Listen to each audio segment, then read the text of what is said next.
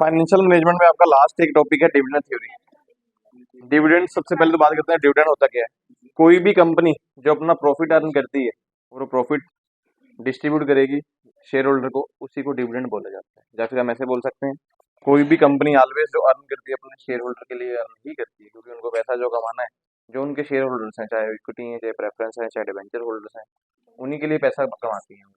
अपने लिए तो हम अपने ऐसे नहीं बोलते कंपनी अपने लिए कमा रही है, कंपनी अपने लिए खुद भी उसमें ओनर ही होती है, शेयर होल्डर ही होती है एक तरह की।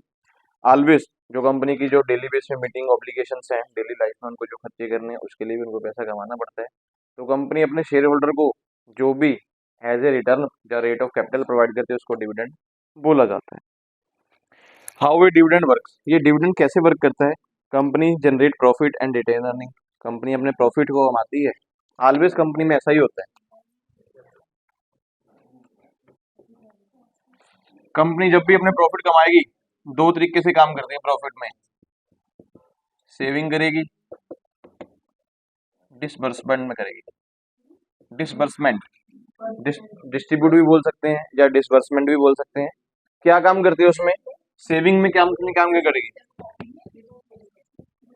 ऑलवेज रिटेन अर्निंग करती है। जब भी कोई प्रॉफिट कमाएगी कंपनी, तो ये कंपनी का काम होता है कि रिटेन अर्निंग करना ही करना है। रिटेन अर्निंग क्यों करते हैं, ताकि फ्यूचर में फिक्स नहीं है कि ऑलवेज जो चीजें आज आप कमा रहे हैं लगातार वही चीजें कमाएंगे। आजा भाई वापस आजा, छोड़ दे थोड़ी देर जा, तो बाद में कर लेंगे, बच जाएगा आपके लिए टाइम बातें करने के लिए। थोड़ा सा ध्यान दे लीजिए, आपके फायदे की बात बोल रहा हूँ, मुझे तो कोई जरूरत नहीं है, काम आने वाली है। थोड़ा सा पैसे लगाए तो ढंग से पढ़ लो, ठीक है। बहुत सारे एग्जांपल भी दे दूंगा, फायदा होता है पढ़ने का, नुकसान नहीं होता। इसके लास्ट में दिखा दूंगा फायदा। चलिए, सेविंग करने का कंपनी का मीनिंग क्या होता है कि हम रिटेन अर्निंग बनाएंगे। इस तरह से कंपनी सेविंग करती है, ये नहीं कि बैंकों में पैसा सेव करते हैं, रिटेन अर्निंग करते हैं। अपने प्रॉफिट का कुछ कुछ पार्ट फ्यूचर में के लिए अलग से रख देते हैं, क्योंकि फिक्स नहीं है कि हर बार जो पैसा हम लोग कमा रहे हैं लगातार वही कमाएंगे। बीच में कहीं पे डाउनफॉल आ सकता है, कंपनी बंद भी हो सकती है मे बी कुछ टाइम के लिए, या आपकी जॉब वगैरह भी जा सकती है। अगर सेविंग की होगी तो वैसा काम आएगा, क्योंकि जो हमारी कंपनी में शेयर होल्डर्स हैं, उनको हर बार पैसा चाहिए ही चाहिए। जो उनका रेट ऑफ रिटर्न है कैपिटल का, हमने पीछे पढ़ा था ना, cost of equity, cost of debentures, ये हमने पढ़ा है ना, क्योंकि उनका मतलब कंपनी को इतनी कॉस्ट पे करनी ही पड़ती है सभी शेयर होल्डर्स को, तो वो प्रॉफिट से ही पे करते हैं। मतलब यहाँ पे हम बोल सकते हैं कि कंपनी डिसबर्समेंट कैसे करती है कि डिविडेंड पे करती है। कंपनी जो है डिविडेंड पे करती है अपने प्रॉफिट में से, लेकिन कुछ पार्ट रिटेन अर्निंग में भी रखती है। ये कंपनी में डिविडेंड प्रोसेस का एक वर्क है। कंपनी जब भी कंपनी काम कंप्लीट करेगी वो इस तरीके से ही काम करने लगेगी, रिटेन अर्निंग बनाएगी, डिविडेंड पे कर देगी। जब कभी डाउनफॉल आएगा, इन लोगों को तो पैसा चाहिए, लेकिन अगर प्रॉफिट आपका डाउन होगा तो रिटर्न अर्निंग से डिविडेंड प्रोवाइड कर दिया जाएगा। ये कंपनी का एक प्रोसेस है डिविडेंड बेस पे। उसके बाद इंपॉर्टेंट डिविडेंड डेट्स, कंपनी जो टाइम पीरियड के अकॉर्डिंग जो डिविडेंड पे करती है उसमें कौन कौन सी तारीख हैं। सबसे पहले अनाउंसमेंट डेट, जो कंपनी डेट एक फिक्स कर दे कि इस तारीख को आपको हर बार हर साल जो है आपको जो रेट आपका कॉस्ट ऑफ कैपिटल जो है वो आपको मिल जाएगा, उसको अनाउंसमेंट डेट बोला जाता है। फिर आता है ex dividend date. Ex dividend date का मतलब होता है जब कंपनी अपनी एलिजिबिलिटी में एक्सपायर हो जाती है, मतलब जो डेट कंपनी ने बोला उसमें वो पैसा आपको नहीं दे पाई है, बाद में आपको पैसा दिया, ऐसे कंडीशन में तब होता है। कंपनी प्रॉफिट हर बार कमा रही थी, आपको डिविडेंड दे दिया गया, लेकिन जो डेट कई बार फिक्स हुआ कंपनी का प्रॉफिट अभी जनरेट नहीं हुआ, कम प्रॉफिट आया, तो रिटेन अर्निंग से पैसा निकाल के आपको देगी, तो इसको एक्स डिविडेंड डेट बोला जाता है कि जो डेट बोली गई उस डेट में पैसा नहीं मिला। फिर आता है रिकॉर्ड डेट। रिकॉर्ड डेट का मतलब होता है जिस तारीख को आपको पैसा दिया जाता है, जब बुक्स ऑफ अकाउंट्स में रिकॉर्ड हो जाता है उसको रिकॉर्ड डेट बोलते हैं। फिर आता है पेमेंट डेट। पेमेंट डेट का मतलब होता है जब आपकी अमाउंट आपके अकाउंट में डिपॉजिट हो जाती है, जिसको क्रेडिट बोलते हैं, उसको पेमेंट डेट बोला जाएगा। डिविडेंड पॉलिसी अलग अलग पर्सन अपने हिसाब से कुछ भी बोलते हैं। वेस्टर्न एंड ब्रिंगम पर्सन कोई है वो बोलता है कि जो भी कंपनी की अर्निंग है, जो कंपनी के शेयर होल्डर में और रिटेन अर्निंग में डिवाइड हो जाती है, उस प्रोसेस को डिविडेंड ही हम लोग बोलते हैं। Does the dividend policy matter, किसी भी कंपनी में डिविडेंड पॉलिसी मैटर करती है। अलग अलग पर्सन के अलग अलग मैटर्स हैं, चार पर्सन हैं, सॉरी दो थ्योरीज हम बोल सकते हैं डिविडेंड में। इसके बारे में प्रॉपर टॉपिक उसी में कंप्लीट हो जाएगा। रेलिवेंस भी है, कुछ बंदे बोलते हैं कि इररेलिवेंस भी। ये मैटर तब करता है क्योंकि हर एक बंदे ने अपने अपनी सोच से बनाया है। रेलिवेंस पर्सन जो थ्योरी बना रहे हैं वो दो पर्सन है, वॉल्टर एक गॉर्डन, दोनों का पूरा पूरा नाम मैं बताता हूँ। तो वो दोनों पर्सन बोलते हैं कि यस, डिविडेंड पॉलिसी से कंपनी की वर्किंग कैपिटल या फिर वर्क कंपनी की जो फर्म है उसके स्टेटस के ऊपर फर्क पड़ता ही पड़ता है। जो ये इररेलेवेंस थ्योरी है, इररेलेवेंस थ्योरी से दो पर्सन, इसमें एक सोलमन अप्रोच है, एक पर्सन है Miller and Modigliani approach. ये दोनों पर्सन बोलते हैं कि डिविडेंड पॉलिसी से कोई फर्क नहीं पड़ता कंपनी की लाइफ के ऊपर, कंपनी में जो शेयर होल्डर्स हैं, जो कंपनी का स्ट्रक्चर वैल्यू ऑफ मार्केट है, उसमें कोई फर्क नहीं पड़ता। इन दोनों ने अपने अपने एक्सपीरियंस के अकॉर्ड में बनाया हुआ है। लेकिन हम बोले कि हाँ डिविडेंड पॉलिसी मैटर करता है, ये दोनों तरीके से हमें देखना पड़ता है। जिस बंदे को जो सेटअप लगेगा उसी हिसाब से चलेगा। तो हम एग्जैक्ट आंसर नहीं बता सकते, हम बोल सकते हैं रेलिवेंस भी हो सकती है, इरेलीवेंस भी हो सकती है। उसके बाद आपके पास सारा types of dividend policy, company जो डिविडेंड प्रोवाइड करती है वो कितने तरीके से प्रोवाइड करती है। सबसे पहले होता है रेगुलर डिविडेंड पॉलिसी। रेगुलर का मतलब होता है कि कंपनी ने फिक्स कर दिया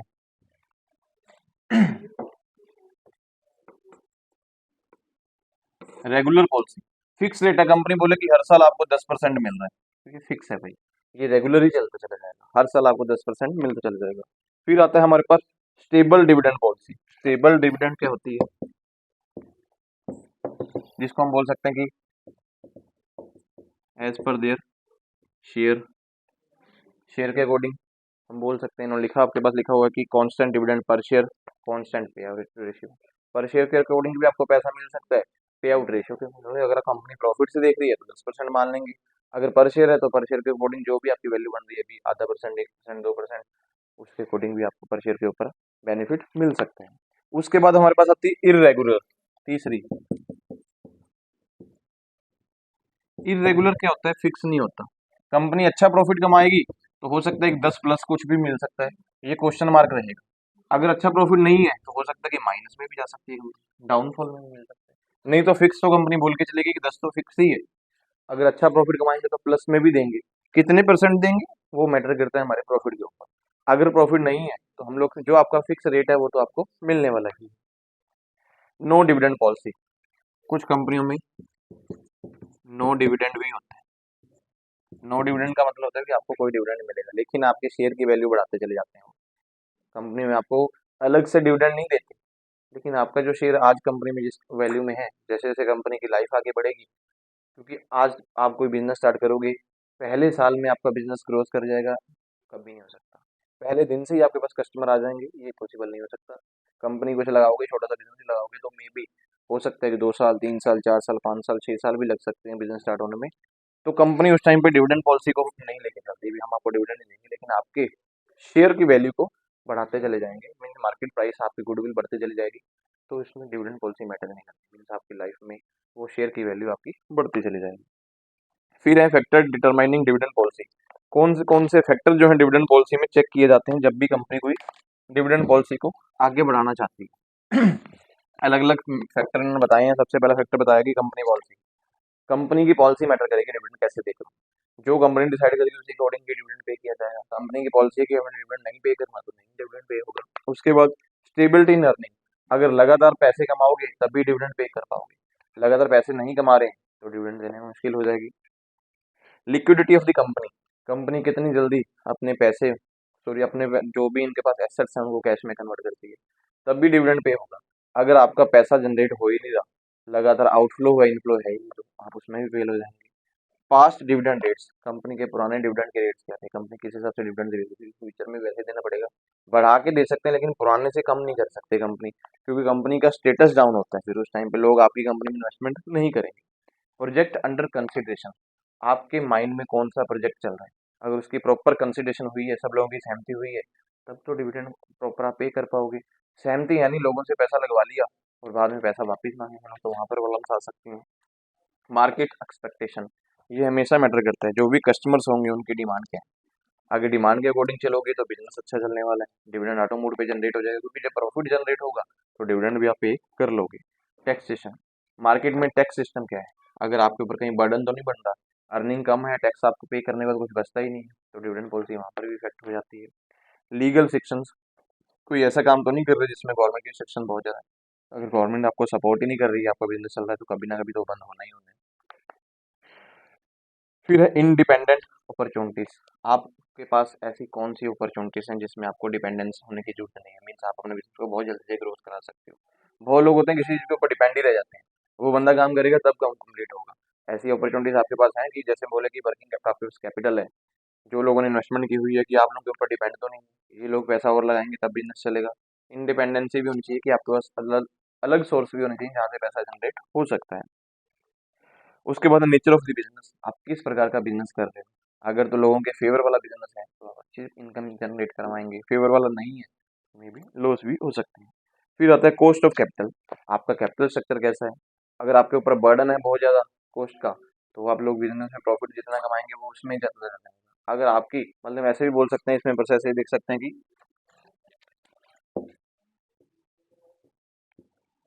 return of the capital cost of the capital से कम है, मतलब हम बोले कि जो अर्निंग हम कमा रहे हैं वो कम है कॉस्ट ऑफ कैपिटल से, मतलब हमें पास कॉस्ट ऑफ कैपिटल ज़्यादा है, खर्चा ज़्यादा पड़ रहा है, अर्निंग कम है, तो हमारा बिजनेस फेल होने के चांसेस ज़्यादा है। वो मेजर हम इसमें बोल सकते हैं कि हमारे पास कॉस्ट ऑफ कैपिटल भी ऑलवेज इस तरीके से होनी चाहिए,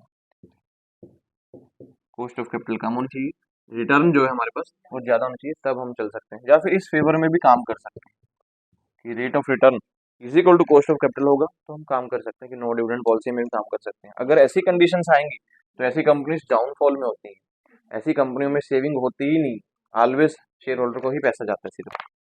उसके बाद face of the trade cycle, आपका ट्रेड जो व्यापार करने का साइकिल है उसमें कितने फेसेस हैं। आज आप जो प्रोडक्ट बना रहे हैं कितनी जल्दी लोगों के पास पहुंचता है, कितनी जल्दी पैसा आपके पास आता है। कोई प्रोडक्ट ऐसा तो नहीं है बहुत जल्दी खत्म भी हो जाता है, लोग उसको पसंद नहीं करते, तो वो भी मैटर आपका करेगा। अकोमुलेटेड रिजर्व, आपके पास रिजर्व अवेलेबल है, तो रिजर्व कब बनेंगे, जब आपकी कंपनी इस फेवर में होगी, तब रिजर्व रिजर्व बना सकते हो। इस फेवर में होगे कोई रिजर्व नहीं बनता, पैसे तो कमा ही कम रहे हैं, शेयर होल्डर पैसे लेने वाले बैठे हैं, कॉस्ट ऑफ कैपिटल ज़्यादा है तो आपको पैसे उनको देने होंगे, इस टाइम पर भी रिजर्व नहीं बनते, क्योंकि इक्वल लेवल में चलते हैं। अगर अर्निंग ज़्यादा है तब रिजर्व बनने वाले हैं।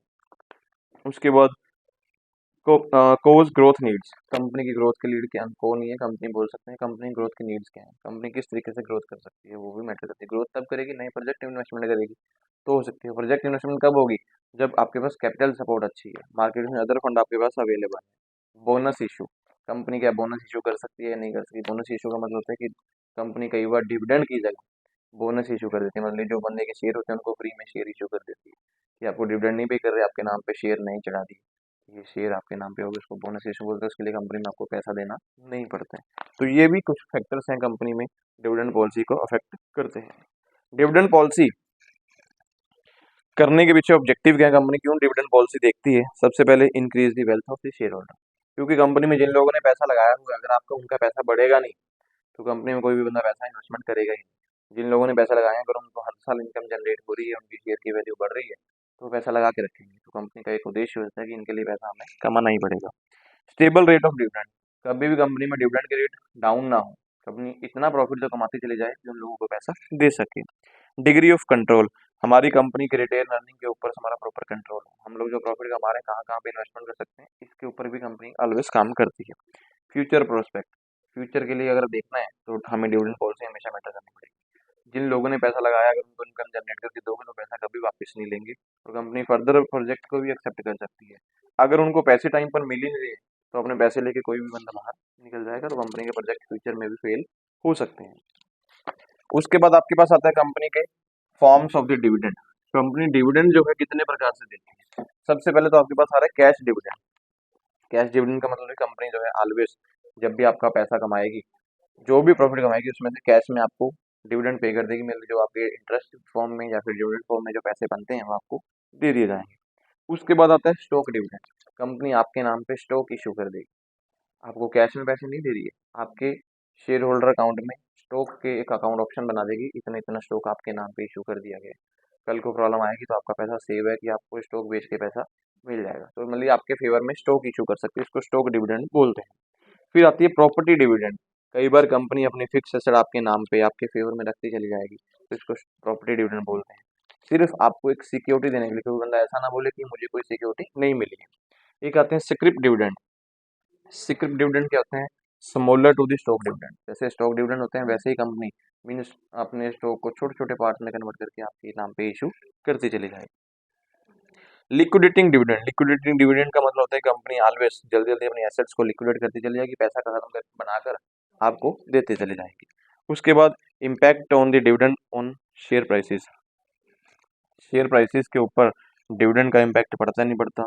इसके लिए डिविडेंड की थ्योरीज हम बात करने जा रहे हैं। अलग अलग थ्योरीज है, डिविडेंड रेलिवेंस थ्योरीज में, डिविडेंड इरेलेवेंस रेलिवेंस भी थ्योरीज है। सबसे पहले बात करते हैं रेलिवेंस थ्योरीज के लिए। रेलिवेंस थ्योरी में मैंने पहले बोला कि दो पर्सन काम कर रहे हैं। सबसे पहले बात करते हैं वोल्टर मॉडल के लिए। वोल्टर और गॉर्डन पर्सन ऐसे हैं जिन्होंने इन थ्योरी में काम किया। वो पर्सन बोलते हैं कि डिविडेंड पॉलिसी हमेशा मैटर करती है कंपनी की वैल्यू के ऊपर, या फिर हम बोल सकते हैं कंपनी के जो शेयर प्राइस है उसके ऊपर हमेशा इफेक्ट पड़ता ही पड़ता है। ये पर्सन अपने हिसाब से कुछ ना कुछ एग्जांपल लेके हमें बता रहे हैं। वोल्टर के मॉडल के हिसाब से हम बोलते हैं कि वोल्टर मॉडल क्या बोलता है, देखिए उन्होंने पॉइंट इसमें क्लियर भी किए हैं।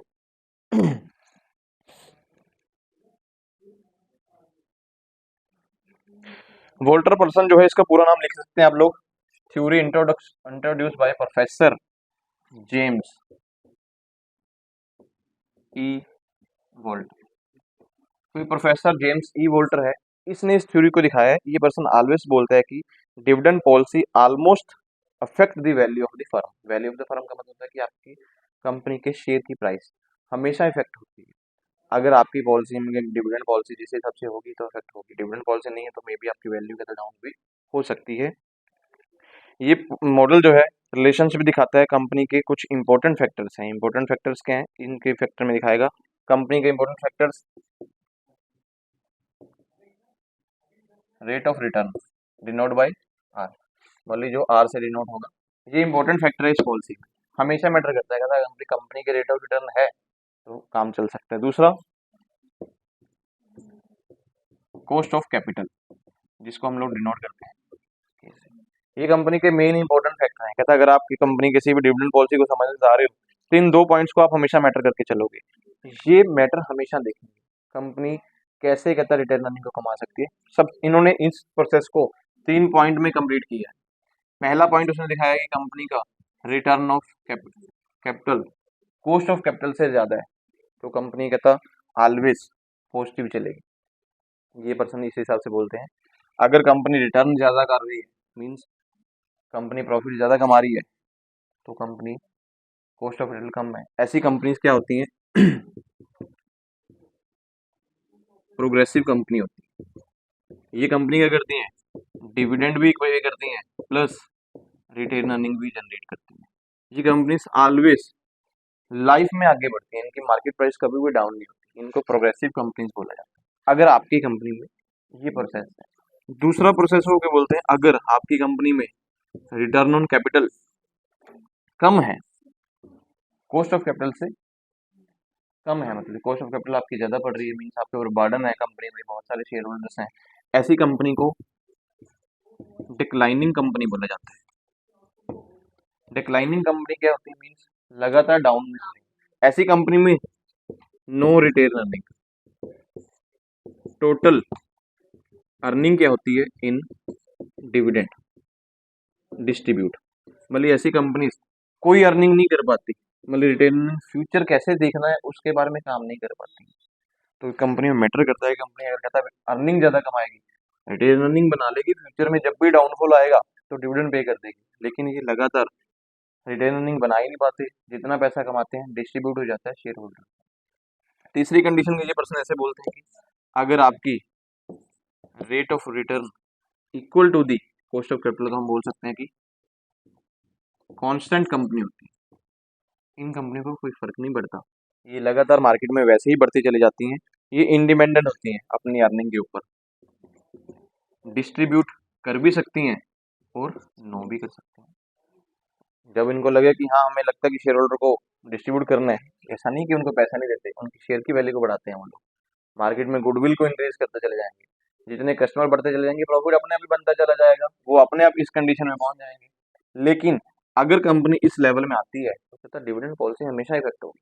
आप पैसे कमा नहीं रहे हो, रिटेन अर्निंग आपके पास है नहीं, जितने पैसे कमा रहे हो शेयर होल्डर को देते चले जा रहे हो, तो आपका पॉलिसी हमेशा, आपका मार्केट प्राइस जो डाउन होगा, आपकी गुडविल खत्म होगी, आपके शेयर की वैल्यू खत्म होगी, लोग आपसे पैसा निकालना भी स्टार्ट कर देंगे। ये वॉल्टर पर्सन जो है इन कंडीशन में बता रहा है किसी भी कंपनी की डिविडेंड पॉलिसी लेवल कर दी। इसको हटा दो। इसने अपनी पॉलिसी में कुछ अजम्पशन भी बताए हैं। कहता अगर कोई कंपनी इन चीजों को फॉलो कर रही है, उसके लिए कुछ जरूरी पॉइंट भी हैं। आप अजम्पशन लिख सकते हैं। पहली अजम्पशन लिखेंगे दी firm use only internal finance. Firm जो है सिर्फ इंटरनल फाइनेंस को यूज करेगी, तब भी ये पॉसिबल हो सकता है। हम ये नहीं कि जब प्रोजेक्ट लगाना है तो बाहर से पैसा लेके आएंगे बार बार। इंटरनल फाइनेंस को अगर आप यूज करोगे तब आपको बेनिफिट हो सकता है। दूसरा उन्होंने बोला कि डज नॉट यूज डेब्ट और इक्विटी फाइनेंस। कभी भी डेब्ट और इक्विटी फाइनेंस को नहीं इकट्ठे यूज करती, किसी एक को यूज करके काम चला सकती हैं। उसके बाद firm has constant return and the constant cost of capital. Firm के पास कांस्टेंट रिटर्न होना चाहिए as per the constant cost of capital के अकॉर्डिंग। बराबर में काम होगा तो काम बढ़िया चल जाएगा, ज्यादा है तो भी चल जाएगा, लेकिन डाउनफॉल कभी भी नहीं होना चाहिए। कम constant return and constant cost of capital. Firm has constant EPS and dividend. Firm के पास कांस्टेंट अर्निंग पर शेयर होना चाहिए एंड उसका डिविडेंड भी कंपनी के पास होना चाहिए। क्योंकि जो शेयर होल्डर्स है, अगर आपको उनको अर्निंग पर शेयर दिखा के डिविडेंड पे करते चले जाओगे तो आपकी कंपनी जो है हमेशा अच्छी चलती चली जाएगी। जब कहता आप डिविडेंड दिखाओगे ही नहीं, अर्निंग पर से पूछ ही नहीं रहे हो, तो कंपनी डाउनफॉल में चली जाएगी। There is the firm has a very long life. ऐसी फर्म की लॉन्ग लाइफ होती है, ये पर्सन ये बोलता है कि उनको ऐसा लगता है कि हम रिटर्न और कॉस्ट ऑफ कैपिटल को देख के चलेंगे तो कंपनी की डिविडेंड पॉलिसी हमेशा इफेक्टिव करती ही करती है। इसके बाद जो पर्सन आता है, दूसरा पर्सन जो इस थ्योरी को डिफाइन करता है, वो है गॉर्डन।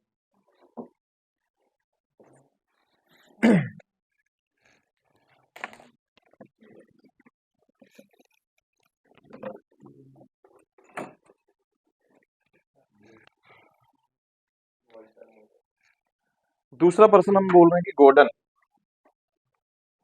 रिपीट करो। सेकंड जो मॉडल आपके पास है वो है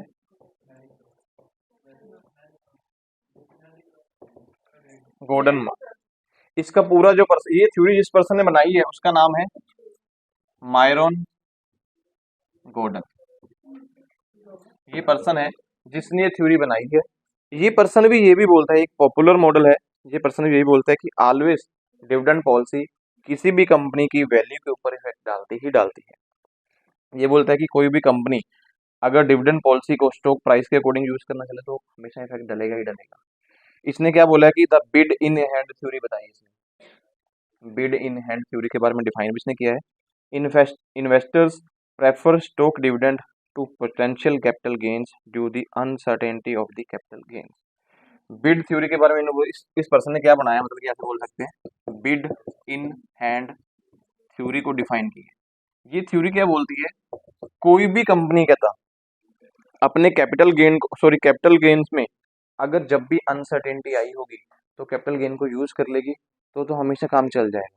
पॉइंट वही घुमा के बता रही है, भी रिटर्न ऑन कैपिटल के ऊपर ही चल रहा है, लेकिन ये बंदा बोल रहा है कि कैपिटल गेन को ऑलवेज कंपनी को बनाना जरूरी है। आप ऑलवेज ये नहीं कर सकते कि शेयर होल्डर को पैसे देते चले जाओ बढ़ा के इरेगुलर पॉलिसी में। चलो भी कभी आप बोलते हैं स्टेबल तो चलो फिक्स है, लेकिन इरेगुलर में चले भी कभी हम प्लस भी करके दे देंगे। अगर आपके पास कभी भी कैपिटल गेन आया है तो उसको अनसर्टेनिटी टाइम पीरियड के लिए रख लीजिए।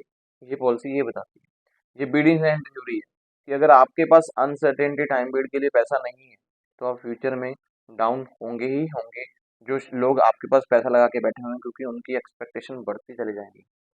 आज मैं किसी को पैसे कुछ दे रहा हूँ, जो भी इनकम जनरेट करके दे रहा हूँ, क्या आप कभी चाहेंगे कि मैं उससे कम पैसे कमाऊं? जैसे आप लोग हैं, आपने अपनी सैलरी मिलती है, आप लोगों ने कि आज मैं 10,000 सैलरी में कहीं काम कर रहा हूँ, कल को आपको कहीं पे 8,000 सैलरी मिल रही है, आप जाएंगे? आप उसके पॉजिटिव जाने की कोशिश करेंगे। तो ये पर्सन यही बोलते हैं कि आपके पास अगर अर्निंग है, कैपिटल गेन हो रहे हैं, तो उसको अनसर्टेनिटी टाइम पीरियड के लिए बना के रखिए। ये बिड इन हैंड थ्योरी यही बोलती है। तभी कभी कंपनी कहता है वो आगे बढ़ सकती है। आप ऐसे नहीं बोल सकते भी कंपनी बिना कुछ सोचे ही कभी भी आगे चली जाएगी। इसमें क्या बोलते हैं, investors are ready to pay more prices for shares that provide regular dividend. क्योंकि इन्वेस्टर्स ऑलवेज आपको पैसा देने के लिए रेडी रहेंगे अगर आप इरेगुलर डिविडेंड पॉलिसी उनको प्रोवाइड करोगे। मतलब भले ही आप आज उनको ज्यादा दे रहे हो, कभी कम दे रहे हो, इन्वेस्टर ये देखेंगे जब हमें जो रेगुलर डिविडेंड प्रोवाइड करेगा उसको पैसे मिलने वाले हैं, मेरा फिक्स रेट ऑफ रिटर्न है वो चल जाएगा। जब वहां पे उनका पैसा प्लस हो जाएगा फिर डाउन लेके आओगे तो प्रॉब्लम आपकी कंपनी में आएंगी। आपको एक fix rate of dividend policy लेके आनी पड़ेगी, जिससे आपकी कंपनी की लाइफ इजिली बेस पे चल सकती है। आप 10% दे दो, 11 दे दो, 8% दे दो, फिक्स रहेगा चलेगा। इरेगुलर में चलोगे, कभी बढ़ा दिया कभी कम कर दिया, आपकी लाइफ डाउन होगी ही होगी। मतलब कि हम इस पॉइंट से ये भी बोल सकते हैं कि हमेशा कोई भी कंपनी जो है उसकी डिविडेंड पॉलिसी इफेक्ट डालती है कंपनी की वैल्यू ऑफ द फर्म के ऊपर। इन्होंने बहुत सिंपल तरीके से समझाया कि आपके पास पैसा है तो उसको स्टेबल लेके चलिए, अगर स्टेबल नहीं लोगे तो आपको डाउनफॉल में जाना ही पड़ेगा। इसके लिए उन्होंने कुछ अजम्पशन भी बताई है। ऐसी कंपनी कौन सी है, कहना the firm is an only equity firm. Company अगर आपके पास इक्विटी शेयर्स हैं तो इजिली बेस पे कंपनी का काम प्रॉपर तरीके से कर सकती है। There has no external finance, वहां पे कोई एक्सटर्नल फाइनेंस नहीं होना चाहिए, मतलब कि ना तो डिबेंचर होने चाहिए ना ही प्रेफरेंस होने चाहिए। Cost of capital and the return are constant, ऐसी कंपनी में कॉस्ट ऑफ कैपिटल और रिटर्न जो है वो कांस्टेंट होना चाहिए। जितना आप कमा रहे हैं उतना ही आप देते चले जा रहे हैं फिक्स तरीके के। ज्यादा कमा रहे हैं तो फ्यूचर रिटेन अर्निंग में आप जरूर डालिए। देयर हैज नो टैक्स, ऐसी कंपनी में कोई टैक्स नहीं होते हैं। ये था आपका जो रेलिवेंस थ्योरी के बारे में बंदे ने बताया कि ये रेलिवेंस थ्योरी आपकी हमेशा मैटर करती है कि कोई भी कंपनी है जिसमें डिविडेंड पॉलिसी इफेक्ट डालेगी डालेगी आपकी मार्केट प्राइस के ऊपर। इसके बाद जो हमारे पास थ्योरी आती है वो आती है इररेलेवेंस। इररेलेवेंस थ्योरी भी जो है दो पर्सन अपने अपने हिसाब से डिफाइन कर रहे हैं। दो पर्सन, एक सोलोमन पर्सन है, एक है मोदी और मिलर गलानी अप्रोच। सबसे पहले बात करते हैं सोलोमन अप्रोच के बारे में।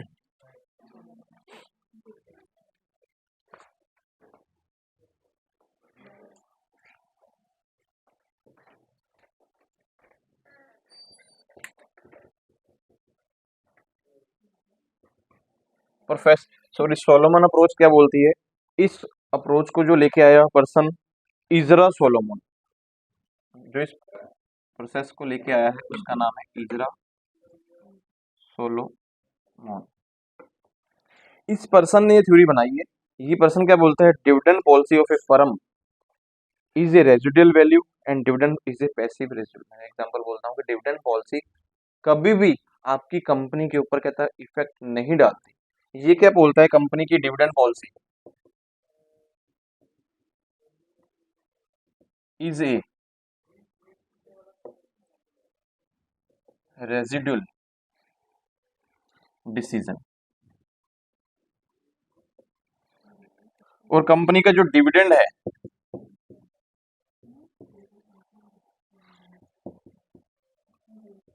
पैसिव रेजिडुअल है। ये पर्सन ये बोलता है कभी भी कोई इफेक्ट नहीं पड़ता। कोई कंपनी बोले कि हाँ हम लोग किसी भी बंदे को अपने अकॉर्डिंग जो है पैसे देते चले जाएंगे और हमारी कंपनी आगे बढ़ती चलेगी, ऐसा तो कभी कंपनी मैटर नहीं करता। अगर आप अपनी कंपनी में सबसे पहले तो बात करते हैं डिविडेंड पॉलिसी का, रेजिडुअल का मीनिंग क्या है। रेजिडुअल का मतलब होता है बचा हुआ। डिविडेंड पॉलिसी आपके मतलब क्या कहता है, आपका बचा हुआ जो पोर्शन है उसका डिसीजन है। और ये डिविडेंड जो कहता है हम पैसे रेजिडुअल बोल सकते हैं कि हमारा डिसीजन है, हमारे पास बचा हुआ हम किस तरीके से देना चाहते हैं वो कहता है आप डिसाइड कर सकते हैं। कभी भी कोई मैटर नहीं करता। कहता जिस बंदे ने आपकी कंपनी में पैसा लगाया उसको पता है कि आप इनकम जनरेट करेंगे। अगर कहता आप लोग उसकी वैल्यू को जनरेट कराना चाहते हो तो उसको डिविडेंड के चक्कर में मत डालो बार बार कि भाई बढ़ा देंगे कभी ना। वो आपका अपना डिसीजन होना चाहिए कि आपको कैसे किस हिसाब से पे करनी है। कोई आप देखेंगे कि हमारे रिटर्न ऑफ ज्यादा होगी तो हम लोग को ज्यादा पे कर देंगे, हमारी रिटेन अर्निंग कम होगी तो हम लोग आपको पे नहीं करेंगे। ये कुछ नहीं होता। कहता अभी अर्निंग आपका एक रेजुलर डिसीजन है, आपका बचा हुआ जो पैसा है उसका डिसीजन है। आपको खुद डिसाइड करना होगा कि हम लोग अपने पैसे को कहाँ लगाएं। अगर ये पर्सन ये भी बोलता है कि अगर आप लोग रिटेन अर्निंग कर रहे हो, अगर उसको कहता री इन्वेस्ट कर दोगे ना बिजनेस में तो आपको ज्यादा बेनिफिट होने वाला है। आपका पैसा अगर आप लोग कमा रहे हो उसको खर्च करने के बारे में मत सोचो कि आज मैं ये भी ले आऊंगा वो भी ले आऊंगा, ये सारी चीजें पूरी कर दूंगा शेयर होल्डर की। अगर आप आज पूरी करते चले जाओगे तो फर्दर आपको पूरा करना पड़ेगा। ये पर्सन बोलता है कि डिविडेंड पॉलिसी में अगर आप अर्निंग कमा रहे हो तो उनको री इन्वेस्टमेंट करवाने की कोशिश करो। जिस बंदे ने आपकी कंपनी में पैसा लगाया हुआ है अब उसको बोलो कि लेके मत जा भाई, उस पर इन्वेस्ट करता रहे, हमारी भी डिवॉल्व होती रहेगी तेरी भी डिवॉल्वमेंट होगी। आप एग्जाम्पल में दे सकता हूँ, बैंक में आपने मान लो एफडी करवाई हुई, रेयर ही ऐसे लोग होते हैं कि जो एफडी का ब्याज ले जाते हैं बाकी पैसे उतने ही पड़े रहते हैं। हर साल एक साल बाद अगर आपको मान लो आज में आपने 10,000 जमा किए तो मे भी अगले साल 11,000 हो जाए, वैसे तो पॉसिबल होता नहीं, फिर भी मैं एग्जांपल ले रहा हूँ कि 11,000 हो तो अगले साल हम 11,000 निकालते नहीं है, फिर 11,000 को इन्वेस्टमेंट कर देते हैं। 11,000 अगले साल फिर हमारे पास हो सकता है 12,200 हो जाए, फिर अगले साल 12,200 का इन्वेस्टमेंट कर देंगे। इस प्रोसेस को बोलते हैं री इन्वेस्टमेंट। अगर री इन्वेस्टमेंट करते चलोगे आपकी मार्केट प्राइस बढ़ती चली जा रही है, आपका पैसा बढ़ता चला जा रहा है, जिसका बिजनेस चल रहा है वो भी बढ़ता चला जा रहा है। अगर कहता हम सोचें कि हर बार इसको 10,000 इसने हमें दिया हो कि इसको जो 1,000 बनाए हैं उसको दे दो, हर बार 1,000 के ऊपर ही रह जाओगे। कितनी बार कमाओगे, कहता 1,000 कमा रहे हो, यहाँ पर अगर उसको री इन्वेस्टमेंट कर रहे हो, मैं एग्जाम्पल समझा रहा हूँ कि 10,000 मैंने जमा किया, मुझे 1,000 पे 1 साल का डिविडेंड मिला, मैं लेके चला गया तो फिर अगले साल फिर 1,000 ही मिलेगा ना। अगर मैं इस पैसे को लेके नहीं जाऊंगा तो मैं अगले साल में क्या कर दूंगा, 11,000, 1,000 रुपये तो मिल गए। अगले साल कितना मिल रहा है, 20, मतलब कि 12,200 एग्जाम्पल हो गया, फिर कितना ले जाऊंगा, 13। मतलब हर साल आपकी इनकम जनरेट होगी अगर री इन्वेस्टमेंट करोगे। डिविडेंड डिसीजन पॉलिसी में जाओगे तो कहता है कि आपके बिजनेस में इफेक्ट, ऐसा हम नहीं मानते कि डिविडेंड पॉलिसी इफेक्ट पड़ेगा, क्योंकि जिस बंदे का पैसा आपकी कंपनी में जुड़ा होगा वो पैसे से पैसा बनाएगा। ऐसा नहीं है कि उसको पैसा आप देते चले जाओ तो आप बोलोगे कि हमें जब पैसे की जरूरत होगी दे देगा। उसको जरूरत ही क्या पड़ेगी, आपको पैसे मांगने की जरूरत नहीं है, उसका पैसा आपकी कंपनी में इन्वेस्टमेंट हो रहा है, आप उस पैसे को यूज कीजिए, अपने फर्दर के जो प्रोजेक्ट हैं उसको आप लोग कंप्लीट कर सकते हैं। फ्यूचर में जो चीज़ आप सोच के बैठे हो उसको अडॉप्ट कर सकते हैं।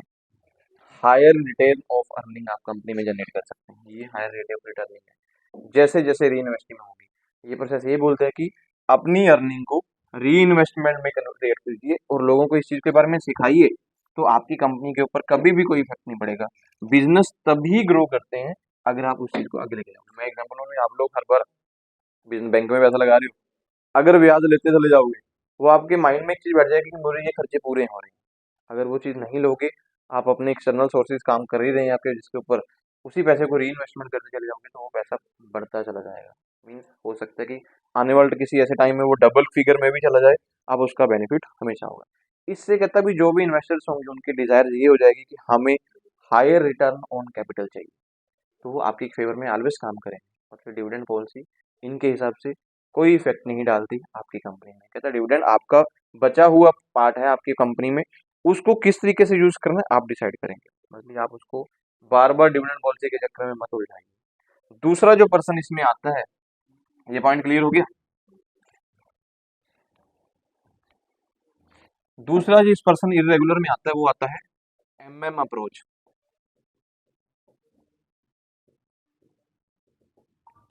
एमएम अप्रोच का मतलब हो गया कि Miller and Modigliani approach है। ये दो पर्सन हैं जिन्होंने ये बताया है कि मिलर एंड मोदी गिलानी ये बोलते हैं कि perfect market condition the dividend policy of the company is relevant. अगर आपकी कंपनी की कंडीशन परफेक्ट है, परफेक्ट का मतलब कि आपकी कंपनी लगातार कंपटीशन कर रही है, प्रॉपर अर्निंग जनरेट कर रही है, वहां पे कंपनी में डिविडेंड पॉलिसी इररेलेवेंट मानी जाती है, मतलब it does not effect the value of the firm. ये पर्सन ऐसे बोलते हैं कि डिविडेंड पॉलिसी कभी भी कोई इन्फ्लुएंस नहीं डालती मार्केट प्राइस के ऊपर। हम ऐसा लिख सकते हैं, dividend policy does not effect on market price. Company के मार्केट प्राइस के ऊपर डिविडेंड पॉलिसी कोई इफेक्ट नहीं डालती अगर आप लोग परफेक्ट कंपटीशन कर रहे हैं। मीन्स परफेक्ट मार्केट कंपटीशन कब होता है, जब आप लगातार कंपनी प्रॉफिट कमाती चली जा रही है, कंपटीशन करते चले जा रही है और कंपनी के प्रोडक्ट बन रहे हैं, लगातार बिक भी रहे हैं, कस्टमर आपके साथ उड़ते चले जा रहे हैं। कस्टमर अगर लॉयल रहेंगे तो कंपनी प्रॉफिट हमेशा कमाएगी, मार्केट प्राइस भी आपकी बढ़ती चली जाएगी, गुडविल भी बनेगी। जिस दिन आपके कस्टमर लॉयल होना छट गए तो आपको प्रॉब्लम जनरेट हो जाएंगी। इन्होंने एग्जांपल इसी चीज पे ली हुई है, if the firm cash dividend is too big you can just access the cash received and use it to buy more of the firm stock.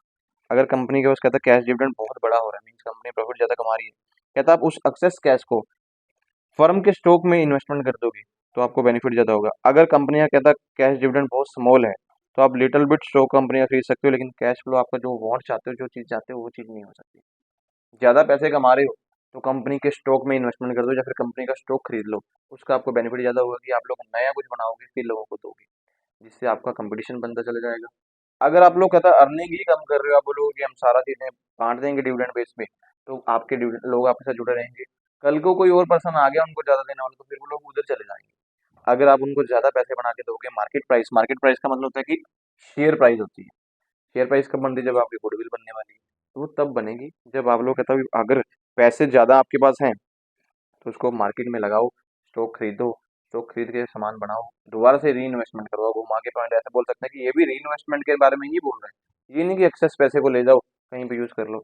Access पैसा अगर काम में ही यूज कर लोगे तो उसका बेनिफिट ज्यादा होने वाला है। इसने कुछ अजम्पशन भी बताए हैं। कहता है आपकी कंपनी जो है परफेक्ट कैपिटल मार्केट होनी चाहिए। परफेक्ट कैपिटल मार्केट मीन्स आपके पास परफेक्ट कंपटीशन चलना चाहिए। इन्वेस्टर्स आर रेशनल,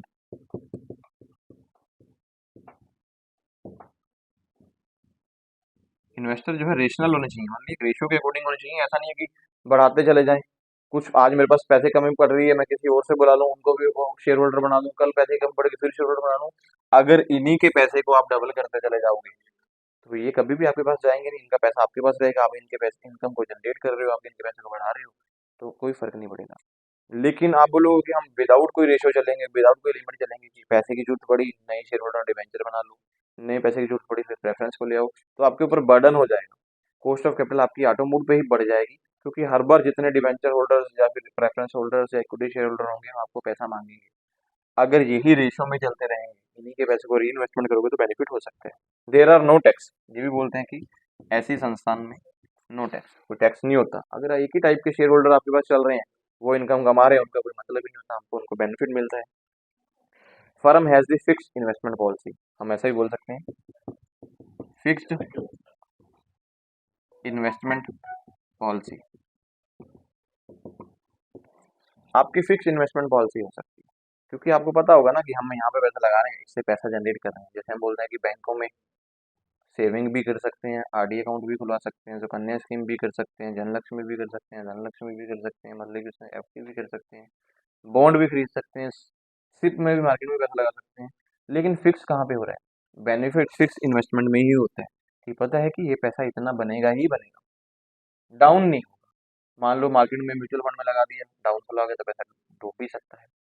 किसी को मैं फिक्स पैसे अगर देता चला जाऊंगा, उस पैसे से डबल करता चला जाऊंगा, तो मे भी कभी भी बंदा छोड़ के आपको नहीं जाएगा।